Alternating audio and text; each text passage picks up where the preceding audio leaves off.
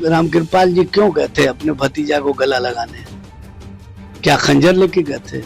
जो इस तरह की बातें करते हैं, सीने पर बुलडोजर चलाने का काम कर रहे हैं। उनके घरों को इस ठिठुरन में कहीं ना कहीं तोड़ करके उनके साथ जो अन्याय कर रहे हैं वो अन्याय नहीं किए होते। तो आप काम कीजिए न, आप तेजस्वी जी की खोज में क्यों लगे हुए हैं? वास्को डी गामा क्यों बने हुए हैं? तेजस्वी फोबिया के शिकार क्यों बने हुए हैं? प्रधानमंत्री से लेकर गृह मंत्री से लेकर के पूरा भारत सरकार, पूरा दिल्ली बिहार में बैठा रहा, यही काफी है। अगर वो कर रहे हैं तो इसका मतलब है कि वो गले लगने में भी कहीं ना कहीं अविश्वास और अविश्वास का माहौल लेकर के गए थे। उन लोगों का आज भी विश्वास नहीं बन पा रहा है कि हम सरकार कैसे बना लिए।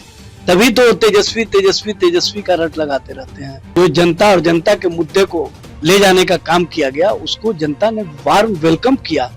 लेकिन किस तरह से चुनाव आयोग को माध्यम बना के खेल खेला गया है, सबको पता है। ये लोग तो वैसे विद्यार्थी थे जो सादा पन्ना छोड़ करके आ गए थे, लेकिन जो इनके विक्षक थे उन्होंने उस पन्ने को अपने हाथों से भर करके इन लोग को डिस्टिंक्शन मार्क्स दे दिया। और डिस्टिंक्शन मार्क्स प्राप्त करने वाले लोग आज कहीं ना कहीं समझ रहे हैं कि हमको इतना अच्छा मार्क्स मिला है, लेकिन हमने तो लिखा ही नहीं था कॉपी पर। ऐसा अगर नमस्कार, हेडलाइंस बिहार देख रहे हैं आप और मैं हूं आपके साथ मयंक पांडे। देखिए, एक तरफ जहां राजद में पार्टी टूटने की खबर आ रही है, रामकृपाल यादव का कहना है कि जो 25 विधायक है राजद के पास, वो भी टूट करके अब भाजपा में आ जाएंगे। और वही अरुण भारती का भी ऐसा ही दावा है और राजद का दावा है कि चिराग पासवान के विधायक जो है वो टूट करके राजद में जा रहे हैं। और इसी बीच खबर आती है कि राज्यपाल के अभिभाषण में नेता प्रतिपक्ष तेजस्वी यादव मौजूद नहीं रहते हैं और इसको लेकर भी तमाम तरीके की अटकलें जो है वो चलनी शुरू हो जाती है। लोग बातें बनाने शुरू कर देते हैं। और इसी के ऊपर चर्चा करने के लिए हमारे साथ राजद के प्रखर प्रवक्ता एजाज अहमद है। इनसे बातचीत करेंगे और जानने का प्रयास करेंगे क्या कुछ जो है तेजस्वी यादव मौजूद नहीं रहे हैं, इसको लेकर के काफी सवाल उठाया जा रहा है। सवाल उठाने वाले लोग कुछ सवालों के घेरे में, जनता के बीच में हमेशा तेजस्वी जी रहते हैं। और तेजस्वी जी कल विधानसभा में भी थे और जिस तरह से उन्होंने कल अपना भाषण दिया, उससे बिहार की जनता, उनके प्रति जो विश्वास और समर्थन व्यक्त किया था, उसको कहीं ना कहीं लोगों ने स्पष्ट रूप से कहा कि नेता प्रतिपक्ष की हैसियत से जो इन्होंने सरकार को आईना दिखाया है, और सरकार के लोग उस आईने में अगर अपना चेहरा नहीं देख रहे हैं, तो इसका मतलब है कि कमी उन लोगों में है।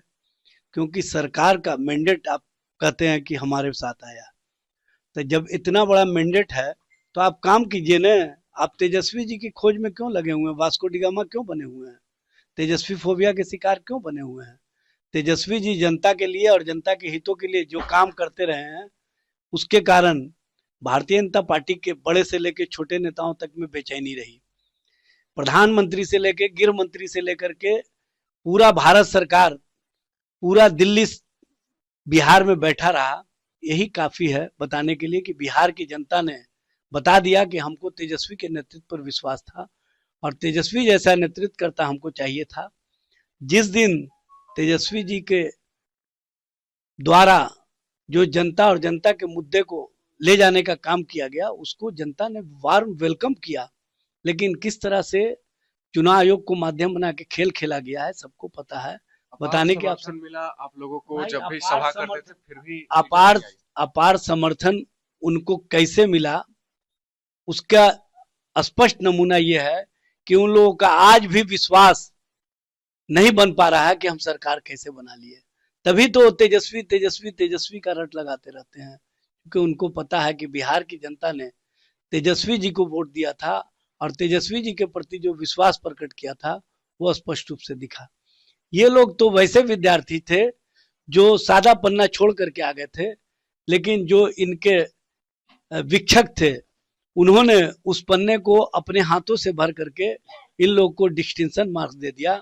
और डिस्टिंक्शन मार्क्स प्राप्त करने वाले लोग आज कहीं ना कहीं समझ रहे हैं कि हमको इतना अच्छा मार्क्स मिला है, लेकिन हमने तो लिखा ही नहीं था कॉपी पर। ऐसा अगर होता तो जो 25 विधायक है वो भी नहीं होते। ऐसी बात नहीं होती है। लोकतंत्र और लोकतांत्रिक प्रक्रिया के लिए जो लोग इस तरह का कार्यों में लिप्त थे, उनको भी पता था कि अगर हम जीरो कर देंगे तो फिर जनता ही नहीं बल्कि पूरे बिहार और बिहार के आवाम सड़कों पर आ जाती, और सड़कों पर जब आती तो इनसे संभाले नहीं संभलता। इस बात को समझ लेना जीरो चाहिए। करने का लेकिन प्लान बना रहे हैं। रामकृपाल यादव एक तरफ कह रहे हैं कि 25 विधायक जो है वो भी टूट करके आ जाएंगे उनके पास। रामकृपाल जी क्यों गए थे अपने भतीजा को गला लगाने? क्या खंजर लेके गए थे? जो इस तरह की बातें करते हैं, इस तरह की बातें अगर वो कर रहे हैं तो इसका मतलब है कि वो गले लगने में भी कहीं ना कहीं अविश्वास और अविश्वास का माहौल लेकर के गए थे। अगर उनको विश्वास नहीं था तो तेजस्वी जी से गले मिलने क्यों गए थे? उनको भी पता है कि तेजस्वी जी को बिहार की जनता चाहती है और तेजस्वी ही बिहार का भविष्य है। इसीलिए वो गले लग करके आगे की राजनीति का अपना जो अध्याय शुरू करना चाहते हैं उसके लिए वो रास्ता रखे हुए हैं।